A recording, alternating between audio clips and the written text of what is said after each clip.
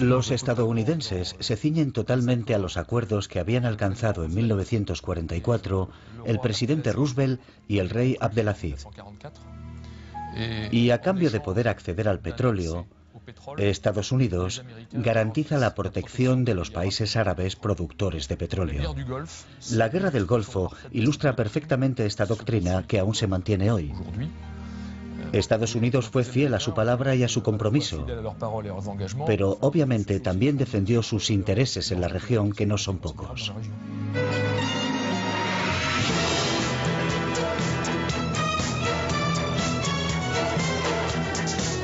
Soy berlinés.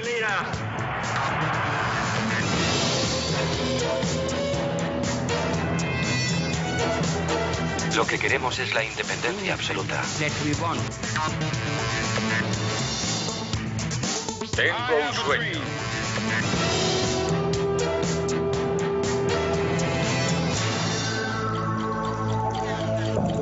Cuando el mundo se tambalea,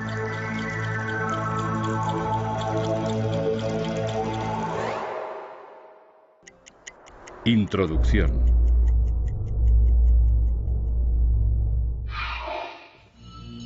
El 2 de agosto de 1990, las fuerzas iraquíes de Saddam Hussein invaden Kuwait. En apenas un día, el cuarto ejército del mundo elimina la débil resistencia kuwaití. Tras fracasar todas las tentativas diplomáticas, se constituye una coalición militar internacional bajo el auspicio de la ONU, con el fin de liberar Kuwait con las armas y proteger al resto de los países de los anhelos expansionistas de Saddam Hussein.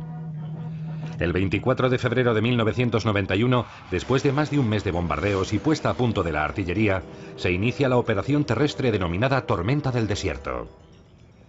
En pocos días, las fuerzas aliadas aplastan al ejército iraquí, liberan Kuwait y alcanzan Bagdad.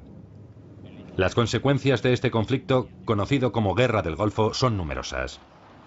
Sin embargo, para entender bien lo sucedido, revivamos uno a uno todos estos acontecimientos. Cronología.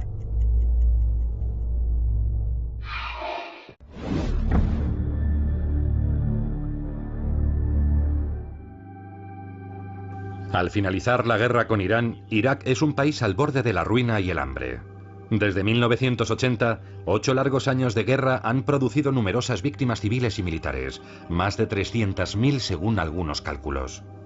Es una guerra atroz en la que la comunidad internacional no interviene. Se lava las manos argumentando que deben arreglarse las partes implicadas. Sin embargo, concierne a todo el mundo. Es la primera guerra química. Para crear y mantener un ejército tan moderno y numeroso, Irak pide prestadas sumas considerables de dinero. Su principal prestamista es Arabia Saudí y después Kuwait, con cerca de 15.000 millones de dólares. Históricamente, Kuwait había formado parte del Vilayato de Basora, una antigua provincia del Imperio Otomano. El Imperio Otomano, que son los restos del antiguo imperio musulmán, tenía su centro geográfico en la Turquía actual, pero también ocupaba parte de la actual Jordania. Bajaba hasta el Golfo Pérsico, abarcando prácticamente todo Irak y parte de Arabia Saudí. Irak, que obtiene la independencia en 1932, se considera heredero directo de los valores y las tradiciones del Imperio Otomano, y reclama para sí esta región desde 1933. En 1961, Kuwait se convierte en un emirato, obtiene la independencia y asume el control de los yacimientos petrolíferos. De inmediato, Irak se niega a reconocer la independencia de Kuwait y acumula tropas en la frontera. La invasión prevista fracasa gracias a la rápida intervención británica. 30 años más tarde, en 1990, Kuwait es una potencia económica de primer nivel en la región, asentada sobre un increíble maná petrolífero. Se trata de un país pequeño, con pocas defensas, cuyas riquezas despiertan la codicia de su poderoso vecino iraquí. Desde 1986 existe un enfrentamiento por el petróleo. El resumen es que los precios del petróleo bajan. Lógicamente, aunque Irak dispone de importantes reservas petrolíferas, no dispone de libertad de maniobra para no abusar de su producción. Por otro lado, se da cuenta de que debe hacer frente a la competencia de su pequeño vecino, Kuwait, que se encuentra en una posición mucho más desahogada. Irak siempre ha tenido reivindicaciones de orden territorial con respecto a Kuwait, al que considera una provincia perdida, que obtuvo su independencia coincidiendo con la retirada de los británicos poco antes de 1962.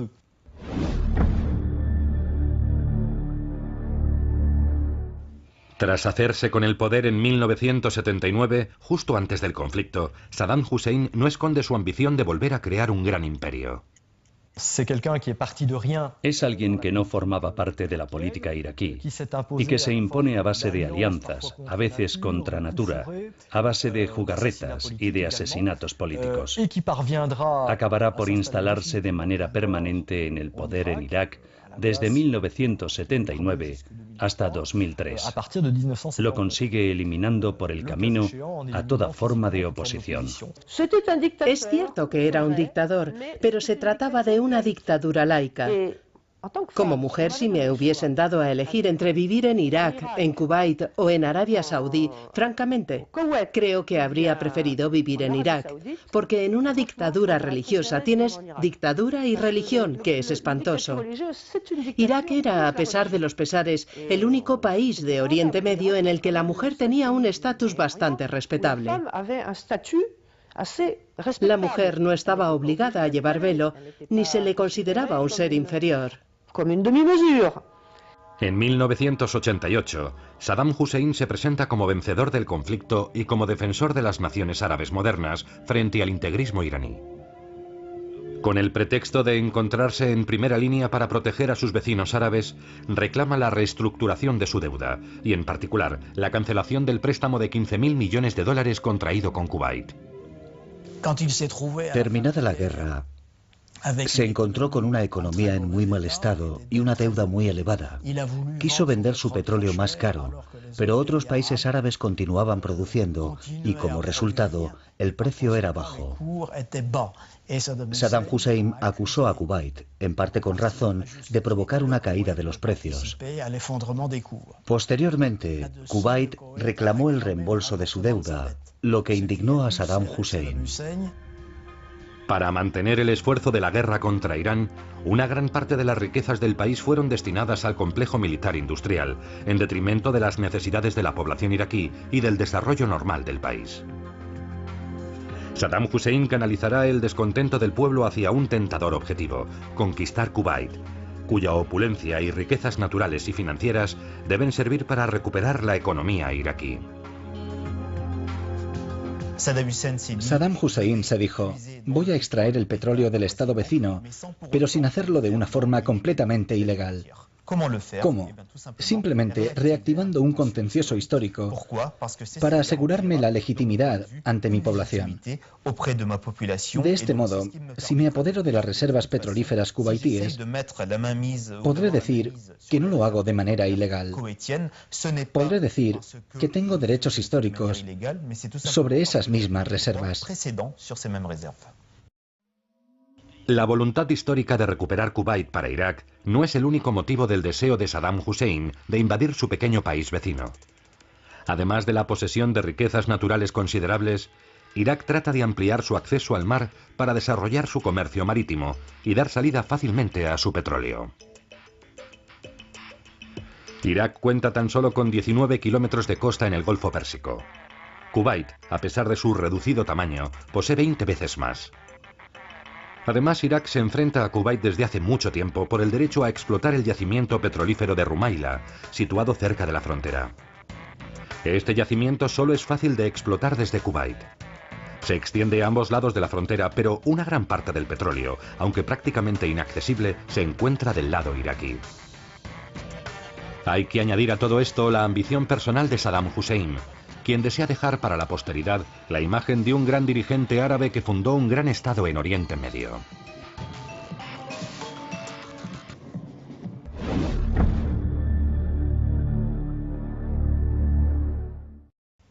En lo que concierne a Irak, Israel mantiene una posición ambigua.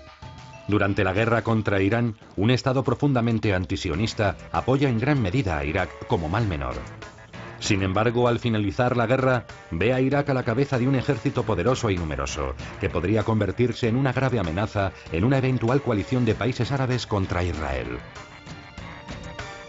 Israel mantiene cierto grado de neutralidad, manifestando su solidaridad con la coalición internacional y multiplicando las advertencias contra Irak en caso de agresión.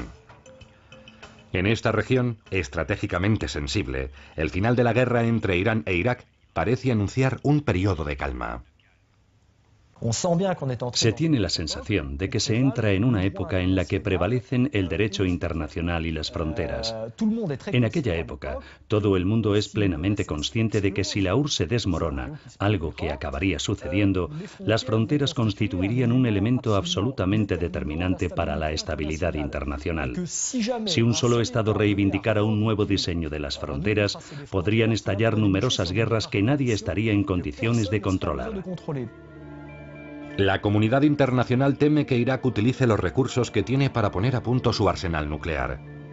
Su uso de armas químicas y bacteriológicas durante el conflicto anterior invita a pensar que Saddam Hussein no dudaría en hacer uso de las armas nucleares tácticas o estratégicas que posee. Saddam Hussein está cerca de tener la bomba atómica. Cuenta con los recursos para fabricarla y los científicos para montarla. Lógicamente supone una gran amenaza para Israel que está a su alcance. No tienen ninguna gana de ver emerger una potencia hostil dotada de armas nucleares, por lo que en 1981 llevan a cabo un ataque contra Osirak, el reactor proporcionado por Francia a los iraquíes. Un reactor capaz de producir plutonio, que a su vez podía utilizarse en un arma nuclear.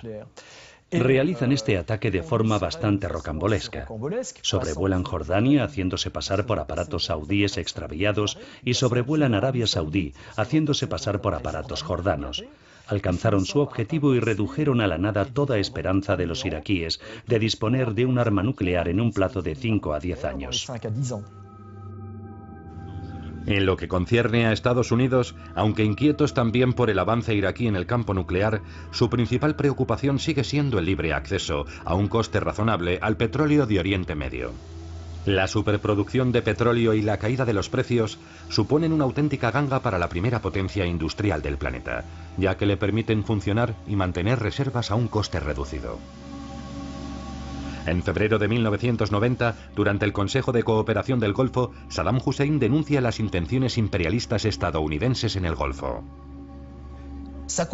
Estaba convencido de que con la caída del muro de Berlín íbamos a evolucionar forzosamente hacia un mundo multipolar. ¿Qué les dijo a sus homólogos?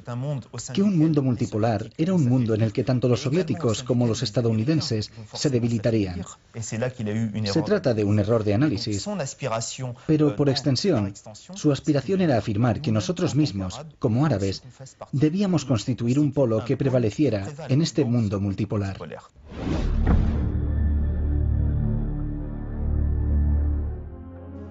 En mayo, Irak denuncia por boca de su ministro de Exteriores, Tarek Aziz, la política de superproducción petrolera de los países productores y exige una reevaluación de los precios del petróleo. En julio de 1990, Kuwait se niega a pagar la indemnización exigida por Irak de alrededor de $10 millones en compensación por el petróleo extraído del yacimiento de Rumaila desde 1980. El 27 de julio de 1990, los países productores de la OPEP, reunidos en Ginebra, aceptan que el precio del crudo pase de 18 a 21 dólares por barril. Sin embargo, eso no satisface a Irak, que reclama un mínimo de 25 dólares por barril. La CIA informa a la Casa Blanca de que unas fotos tomadas por satélites de observación muestran movimientos significativos de tropas iraquíes hacia la frontera con Kuwait. Informadas, las autoridades de Kuwait, Arabia Saudí y Egipto coinciden en que todos estos movimientos no son sino un intento de chantaje para que den su brazo a torcer. Tras fracasar todos los intentos de negociación, el 1 de agosto de 1990, la delegación iraquí abandona Yida, sin que Kuwait realice ninguna otra propuesta. Había un problema con esta franja fronteriza, reivindicada a la vez por Kuwait y por los iraquíes. Al final, un día, Saddam Hussein le preguntó a la embajadora de Estados Unidos en Bagdad: ¿qué piensa del problema entre los dos países? Y la embajadora replicó: nos da exactamente igual. Lo que le hizo saber al presidente iraquí fue que nada vinculaba a Estados Unidos y Kuwait en términos de alianzas militares y estratégicas, por lo que, si Irak quería invadir Kuwait, Estados Unidos, según los términos del embajador, lo consideraría un asunto entre países árabes. El ejército iraquí recibe la orden de invadir Kuwait. Hacia las 2 de la madrugada del 2 de agosto de 1990, las Fuerzas Armadas iraquíes cruzan la frontera e invaden Kuwait. Ni los países occidentales, ni los rusos, ni los países árabes pensaban que Saddam Hussein fuera capaz de invadir un país hermano. El ejército iraquí cuenta con más de 700.000 hombres, incluidos los 140.000 de la Guardia Republicana, el cuerpo de élite de Saddam Hussein. 2.800 carros de combate, 2.800 blindados y 1.900 piezas de artillería pesada, además de una moderna fuerza aérea de unos 700 aviones y 200 helicópteros. Cuenta con numerosos misiles tierra-tierra Scud y Al-Hussein, y misiles tierra-aire SAM soviéticos y Crotal franceses. Las escasas fuerzas cubaitíes no tardan en ser aniquiladas. A las 4:45 el país ha sido conquistado sin apenas resistencia. Al igual que Arabia Saudí, Kuwait dispone de un armamento magnífico gracias al dinero procedente del petróleo. Pero lo que no tiene son tropas que lo utilicen. Las unidades del ejército kuwaití tenían dos opciones: combatir y morir ante la superioridad numérica iraquí o huir a Arabia Saudí. El país es víctima de un pillaje generalizado. El botín es enorme. Casi 4.000 millones de dólares. Las autoridades iraquíes se hacen con 42 toneladas de oro, las reservas del Banco Central de la capital, y las transfieren a Bagdad, con vehículos de lujo, bienes de equipo y consumo y con productos alimenticios que permitirán hacer frente al embargo. Se inicia un éxodo masivo de la población civil kuwaití hacia Arabia Saudí. Cientos de miles de trabajadores árabes huyen de Kuwait y de Irak. A finales de septiembre de 1990, la mitad de la población ha abandonado Kuwait.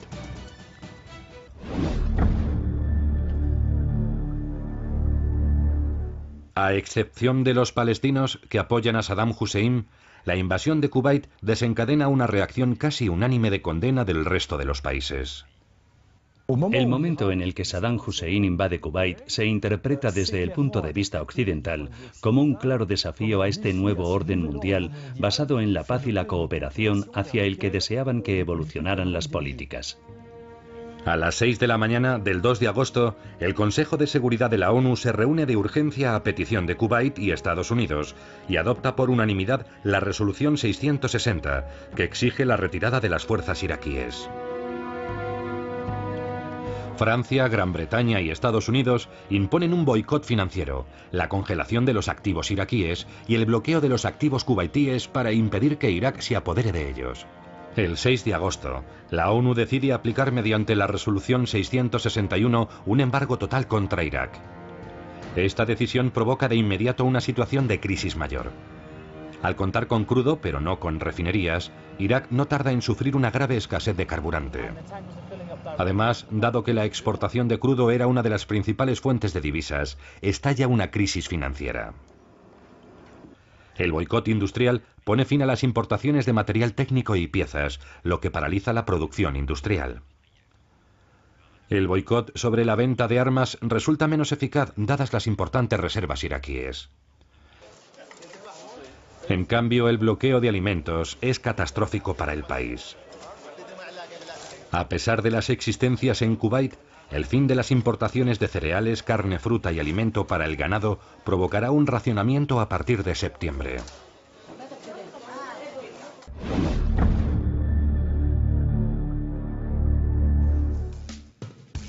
El 3 de agosto de 1990, Bagdad anuncia la formación de un gobierno kuwaití provisional. El 6 de agosto, centenares de residentes extranjeros son tomados como rehenes. La mayoría es reagrupada en lugares estratégicos de Irak como arma de disuasión frente a posibles bombardeos. Bagdad los denominará huéspedes de la paz. Ante esta situación, el 8 de agosto se inicia la Operación Escudo del Desierto. La Operación Escudo del Desierto consiste en un primer momento en desplegar tropas para impedir que el ejército iraquí vaya más lejos, porque imaginaban que Saddam Hussein podía tener otros países como objetivo. No olvidemos que los principales pozos petrolíferos saudíes se encuentran justo al sur de Kuwait. Los primeros portaaviones estadounidenses llegan a Darán, en Arabia Saudí, donde comienzan a descargar efectivos y material. El 25 de agosto, el Consejo de Seguridad de la ONU autoriza el empleo de la fuerza para hacer respetar el embargo. El 29 de agosto, Irak anuncia la anexión definitiva de Kuwait, que se convierte en la 19ª provincia iraquí. El 15 de septiembre, Francia pasa a formar parte de la coalición. Es el inicio de la Operación Daguet. ¿Debemos o no debemos aplicar las resoluciones del derecho internacional? A finales de octubre, más de 200.000 soldados estadounidenses son enviados al Golfo. En noviembre, Estados Unidos envía otros 200.000 de refuerzo. El 29 de noviembre, la ONU lanza un ultimátum y autoriza el empleo de la fuerza contra Irak si no abandona territorio kuwaití antes del 15 de enero de 1991. El 24 de diciembre, Bagdad declara que en caso de conflicto, Israel será su principal objetivo. El 9 de enero de 1991, el Senado estadounidense autoriza a George Bush una operación militar en el Golfo. En Francia, la mañana del 16 de enero, la Asamblea Nacional y el Senado aprueban la decisión de François Mitterrand de intervenir militarmente.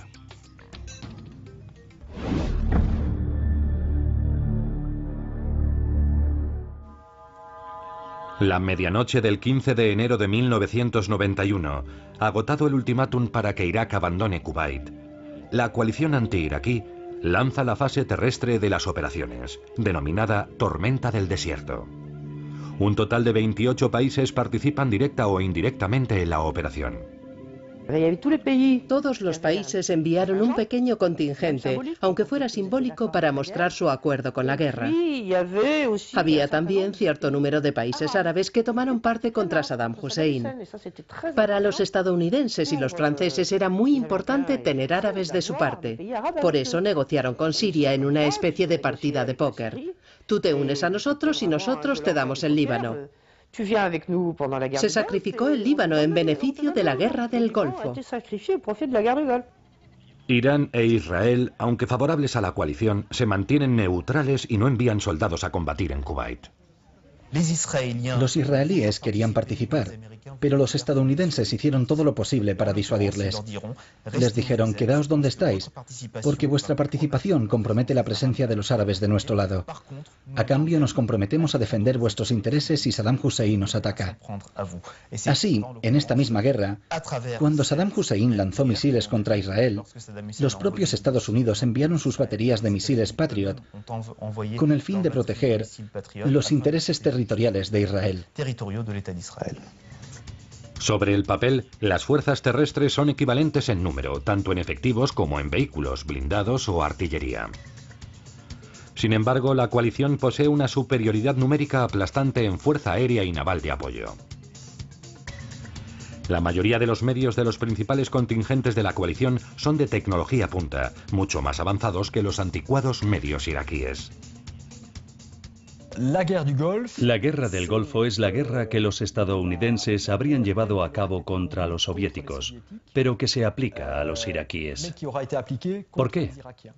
A partir de 1977, Estados Unidos cambia de estrategia. Considera que la Unión Soviética se ha vuelto extremadamente poderosa y decide hacerle frente no con la cantidad, sino con la calidad. En ese momento, se concibe toda una serie de armamento. Sin embargo, los estados mayores de la coalición subestiman la calidad de los medios de los iraquíes y sobre todo el grado de combatividad de sus tropas. La Guardia Republicana de Saddam Hussein es a todas luces una unidad de élite, equipada con los mejores medios y temida por su entrenamiento y motivación. Todos los medios de comunicación de la época presentaban al ejército iraquí como el cuarto ejército más poderoso del mundo. En ese contexto, Saddam tenía motivos para pensar que nadie osaría hacerle frente ni atacar sus intereses. Al final, se aferrará a esta estrategia, que, lógicamente, evolucionará hasta provocar la intervención de una coalición internacional para repeler su acción. El conflicto entra en su fase activa y el inicio de la ofensiva terrestre viene marcado por bombardeos aéreos a gran altura y por la puesta a punto de la artillería. Todos los puntos estratégicos, tanto en Kuwait como en Irak, son bombardeados y destruidos sistemáticamente. Lo que atrajo a la opinión pública fue el uso en combate por primera vez de los famosos aviones invisibles, los F-117. Se pudo ver en la CNN y en las cadenas estadounidenses cómo las bombas guiadas por láser entraban por las trampillas del ascensor de los inmuebles, lo que mostraba el lado diabólico de la precisión de estos aparatos. El 29 de enero de 1991, en plena escalada del conflicto, Jean-Pierre Chevènement, ministro de Defensa francés, dimite para mostrar su oposición formal a la participación francesa. En su opinión, un ministro o cierra la boca o dimite. Fue espantoso para el jefe del Estado Mayor. No es fácil cuando un presidente de la República, jefe del ejército, quiere entrar en guerra y lo acaba haciendo cuando es necesario y un ministro no quiere entrar en guerra. En mi caso concreto hice lo que creía que debía hacer, pero de haberlo sabido, el señor Chevènement me habría echado en 24 horas. Por ejemplo, yo envié a un coronel a analizar con los estadounidenses las reglas de enfrentamiento del ejército francés, a pesar de que Chevènement había prohibido todo contacto con los estadounidenses.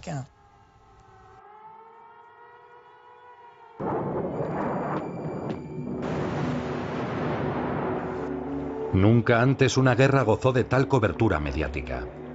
Periodistas de todo el mundo cubren en tiempo real las diferentes operaciones militares.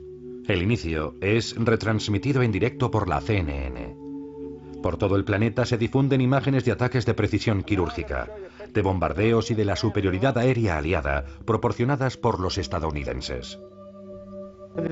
El general Schwarzkopf hacía una especie de conferencias de prensa para mostrarnos las imágenes de la guerra. Miren, esto es un bombardeo sobre Bagdad. Así se dispara. Y los periodistas estadounidenses aplaudían. Yo no me lo podía creer. Era como ver un estreno de cine. Los periodistas franceses no aplaudíamos. No vamos a aplaudir el hecho de que mueran personas, aunque se trate del enemigo. Fue una guerra que se retransmitió como una guerra de alta tecnología. Se habló de un diluvio de fuego sobre Bagdad. Y eso es en gran medida falso. La guerra del Golfo se compuso en un 7% de munición guiada de precisión. El resto fueron bombas normales, lanzadas de forma convencional. Los ataques de los misiles Scud iraquíes contra Israel y Arabia Saudí, derribados la mayoría por los misiles Patriot estadounidenses, son mostrados también con todo lujo de detalles. Irak lanza 86 misiles Scud, pero afortunadamente ninguno porta armas químicas y los daños son escasos. Los bombardeos masivos, el acoso incesante de la artillería y los imparables ataques furtivos acaban por minar la moral de las tropas iraquíes. Se estima que durante los 40 días previos a la ofensiva terrestre se producen 9.000 muertos, 17.000 heridos y más de 150.000 desertores.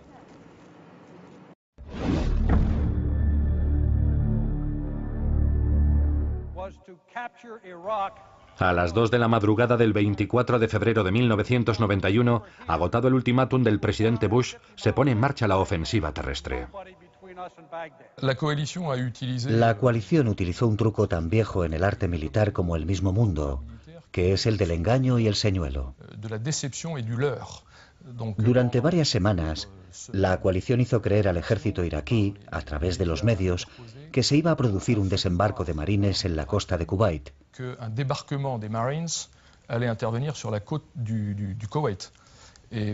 Por supuesto, para hacer frente al potencial desembarco, el ejército iraquí adoptó una postura defensiva de cara al mar. Al noroeste del dispositivo, las divisiones aerotransportadas 81 y 101 de Estados Unidos, apoyadas por la división francesa Daguet, rompen las primeras líneas iraquíes y progresan más de 80 kilómetros el primer día.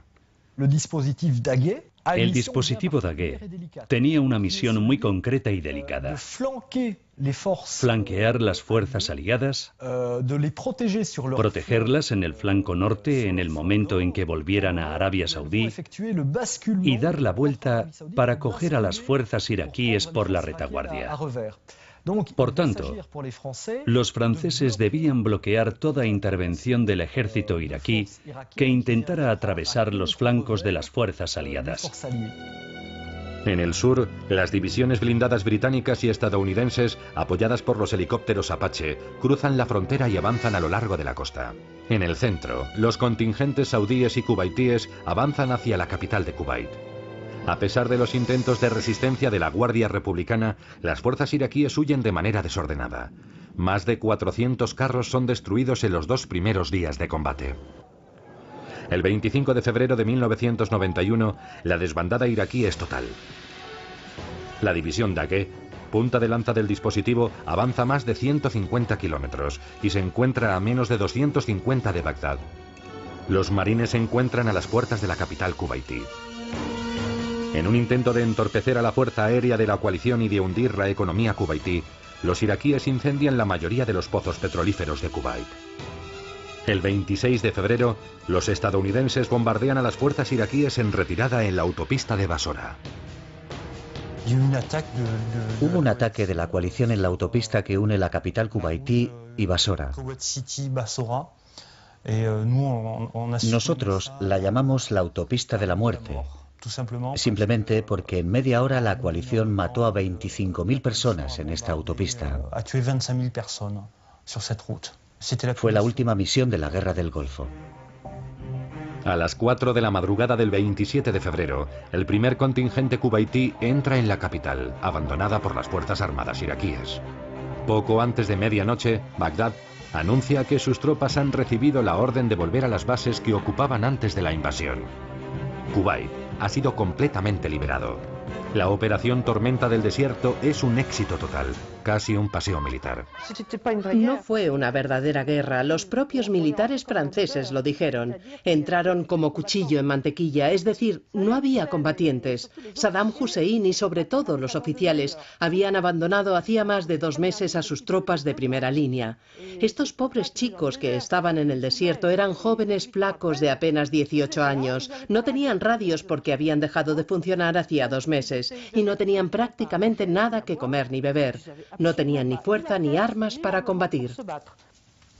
El 28 de febrero de 1991, los estadounidenses y los iraquíes acuerdan un alto el fuego. La Guerra del Golfo ha terminado. Es hora de hacer balance. Fue una operación que no se limitó exclusivamente a una acción estadounidense.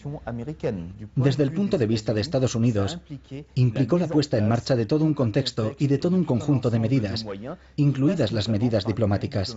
En cierto modo, Estados Unidos quiso innovar a través de esta misma operación, ganándose el apoyo de la mayoría de los participantes, tanto árabes como internacionales. Actores.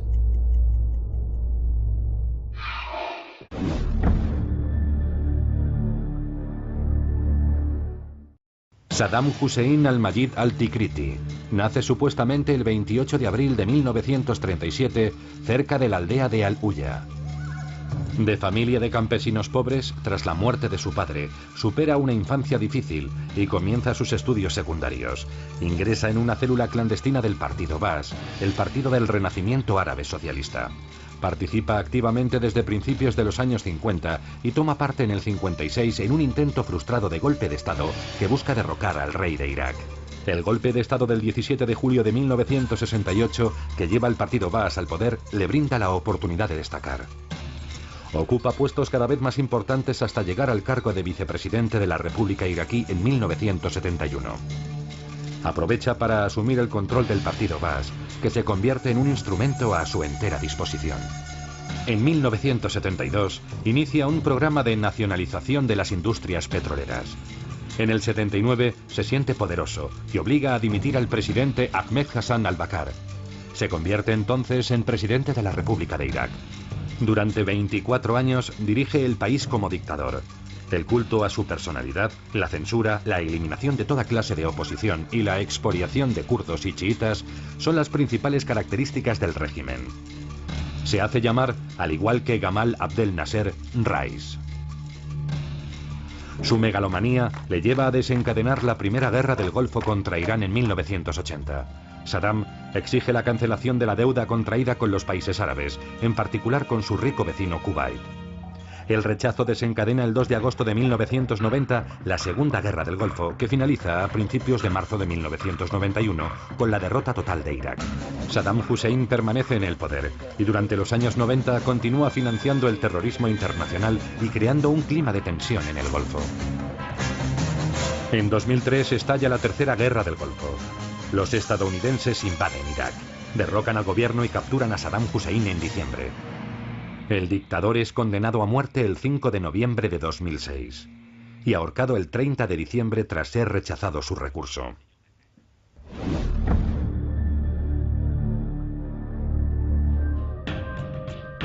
Nace el 12 de junio de 1924 en Milton, Massachusetts.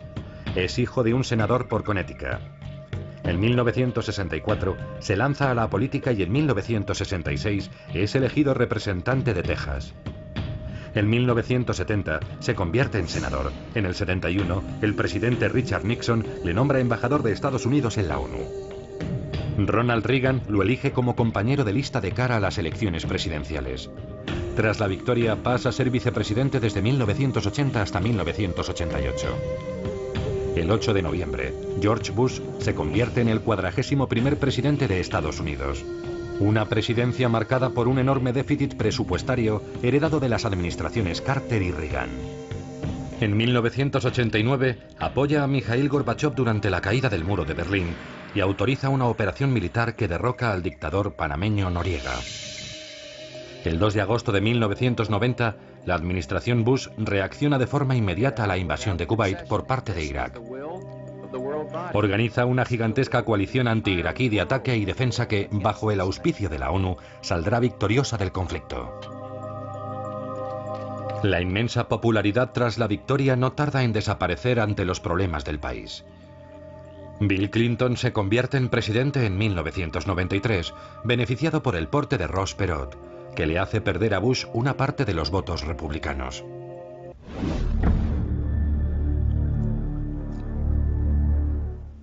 Nace en Harlem, Nueva York, el 5 de abril de 1937.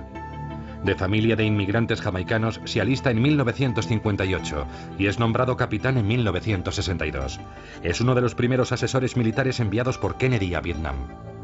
El 4 de abril de 1989 es nombrado general del ejército y participa como consejero de Seguridad Nacional en el derrocamiento del dictador panameño Manuel Noriega.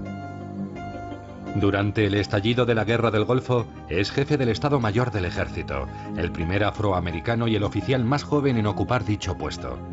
Respaldado por Norman Schwarzkopf, lleva a la victoria a las fuerzas de la coalición. El 16 de diciembre de 2000 es nombrado secretario de Estado por Bush, puesto del que dimite en 2004. En 2008, brinda su apoyo al candidato a la Casa Blanca Barack Obama. Sus numerosas cualidades de organización y su sentido político le valen el sobrenombre de Eisenhower Negro.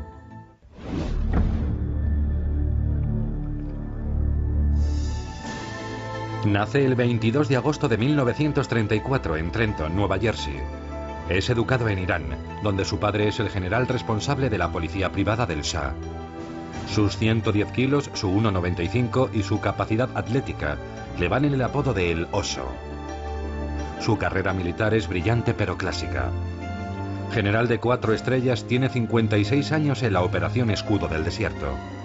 Es nombrado comandante en jefe de la Operación Tormenta del Desierto sobre el terreno. Se retira justo después de la Guerra del Golfo. Más tarde se ve implicado en una polémica a raíz de una entrevista en la que lamenta que el presidente George Bush no le dejará penetrar hasta Bagdad, capturar a Saddam Hussein y reorganizar el país como una democracia. Manifiesta su oposición a la guerra de Irak de 2003. Una de sus frases favoritas es: "La verdad es que uno siempre sabe qué debe hacer, lo difícil es hacerlo". Consecuencias.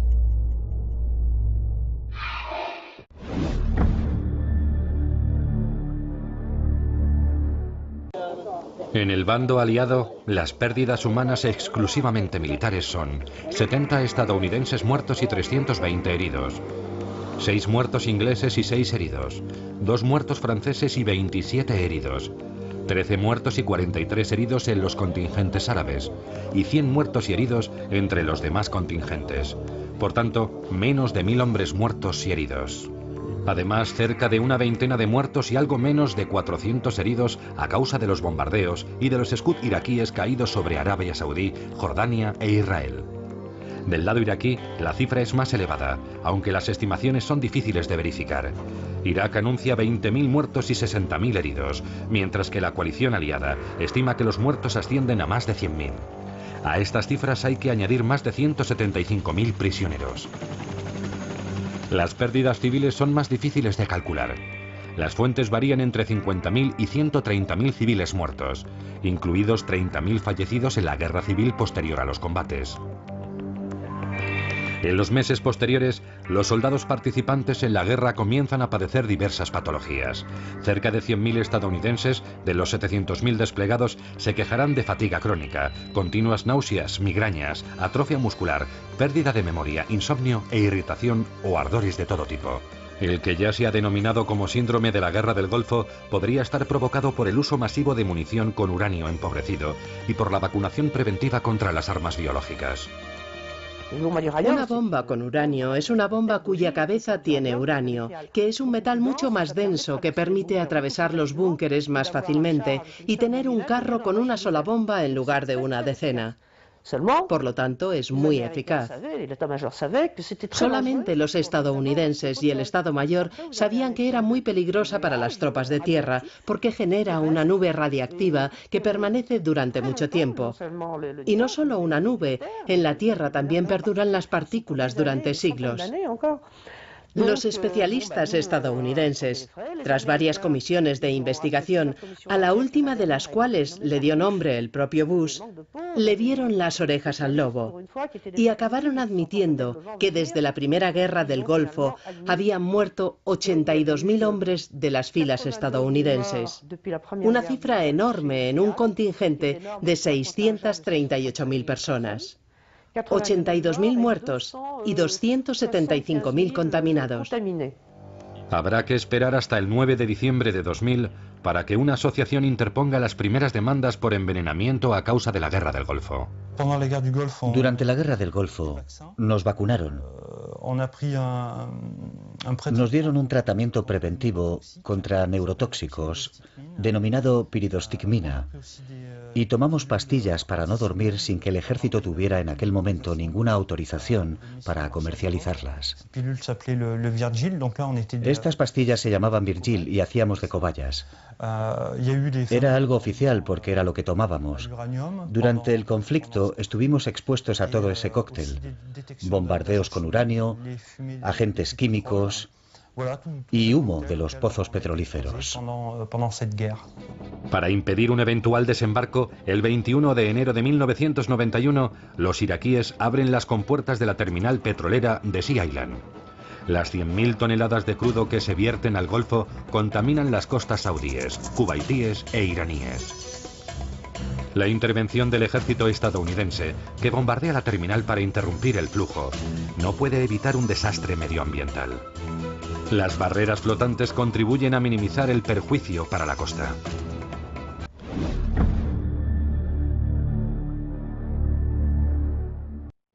Las operaciones militares provocan daños considerables en las instalaciones de producción de petróleo. El lucro cesante para Kuwait es colosal, cerca de 70 millones de dólares al día. De los 1.080 pozos de petróleo ubicados en Kuwait, 732 están en llamas al finalizar los combates. Una enorme nube de humo, impulsada por el viento, cubre casi una cuarta parte de Kuwait. Estados Unidos, principal protagonista de la Operación Tormenta del Desierto, se lleva la mejor parte de los trabajos de reconstrucción de las infraestructuras destruidas en Kuwait.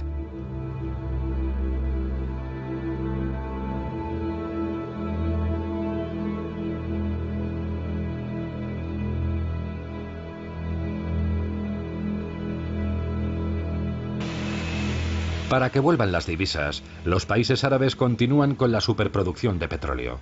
Agradecidos, mantienen el precio del barril en un nivel favorable para la industria estadounidense, gran consumidora de productos derivados del petróleo.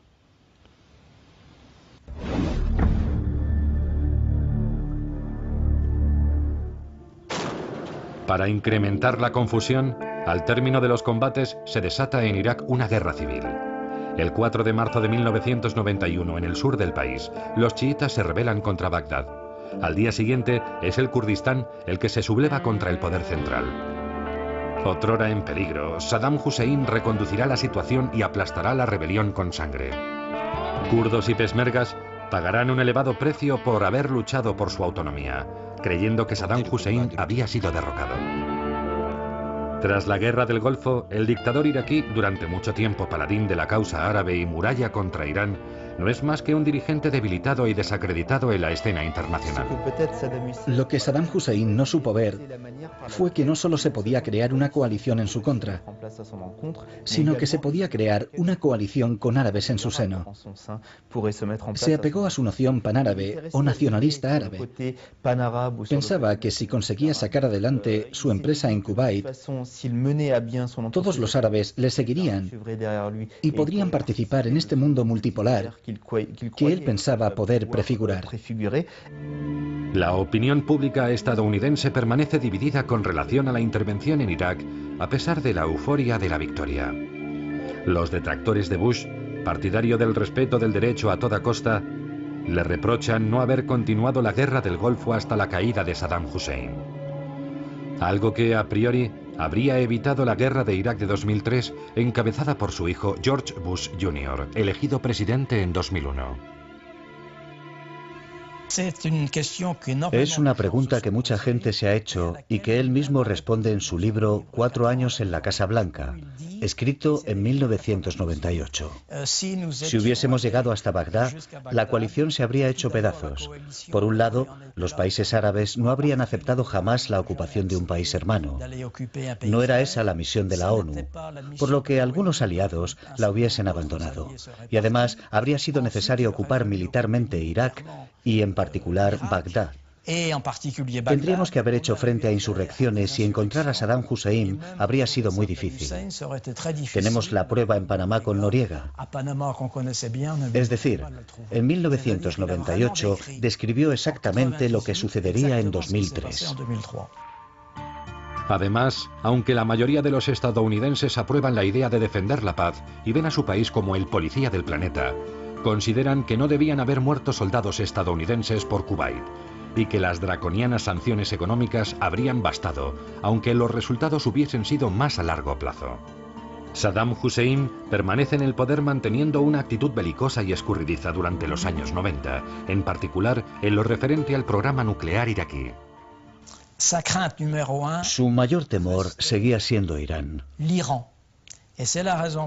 Por ese motivo, continuó tratando de desarrollar armas nucleares y químicas de manera clandestina, en el marco del desarme nuclear y químico impuesto tras el fin de las hostilidades en marzo de 1991. Continuó porque había sido destruido por completo por los estadounidenses en 1998 en la Operación Zorro del Desierto. También hizo creer en todo momento que tenía armas nucleares y químicas para disuadir a Irán de un posible ataque. Tras los atentados del 11 de septiembre, Saddam Hussein es acusado por Estados Unidos que incluye a Irak en el eje del mal. La Tercera Guerra del Golfo se inicia en 2003 con la invasión de Irak por parte de Estados Unidos. El conflicto termina poco tiempo después con la caída del partido Baas, la captura de Saddam Hussein y la ocupación de Irak. Apuntes.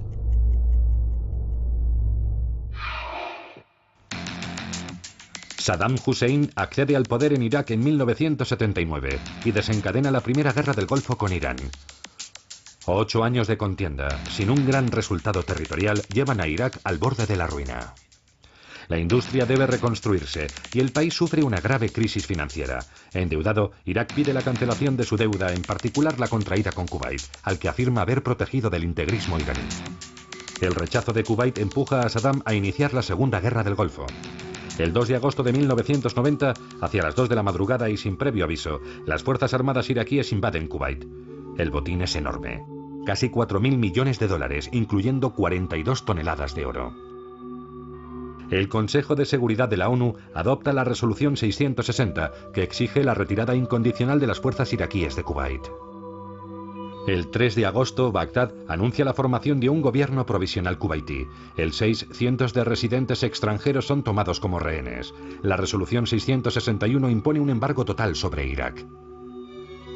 Ante esta situación, el 8 de agosto se inicia la Operación Escudo del Desierto. Una coalición internacional encabezada por George Bush, de la que formarán parte 28 países. Ante la negativa iraquí de evacuar Kuwait el 29 de noviembre, la ONU lanza un ultimátum y autoriza el empleo de la fuerza contra Irak si no abandona el territorio kuwaití antes del 15 de enero de 1991. Agotado el ultimátum, la coalición anti-iraquí inicia la fase terrestre denominada Tormenta del Desierto. Sobre el papel, las fuerzas terrestres son aproximadamente equivalentes en número. En lo que respecta a las fuerzas aéreas y navales de apoyo, la coalición posee una superioridad numérica y tecnológica aplastante. Todos los puntos estratégicos, tanto en Kuwait como en Irak, son bombardeados y destruidos. Periodistas de todo el mundo cubren en tiempo real las operaciones militares. Nunca una guerra goza de tal cobertura mediática. A las 2 de la madrugada del 24 de febrero de 1991, una vez agotado el ultimátum final del presidente Bush, se pone en marcha la ofensiva terrestre. En el noroeste, las divisiones aerotransportadas estadounidenses y la división francesa Daguet progresan más de 80 kilómetros el primer día. En el sur, las divisiones blindadas británicas y estadounidenses avanzan a lo largo de la costa. En el centro, los saudíes y kuwaitíes avanzan hacia la capital de Kuwait. Las fuerzas iraquíes son derrotadas. Antes de la medianoche del 27 de febrero, Bagdad anuncia que sus tropas han recibido la orden de volver a las bases de salida que ocupaban antes de la invasión. Kuwait ha sido liberado. En los meses siguientes, cerca de 100.000 soldados estadounidenses y militares y civiles franceses sufren el síndrome de la Guerra del Golfo. En 2003, estalla la Tercera Guerra del Golfo, que termina con la captura y ejecución de Saddam Hussein y con la ocupación de Irak por parte de Estados Unidos.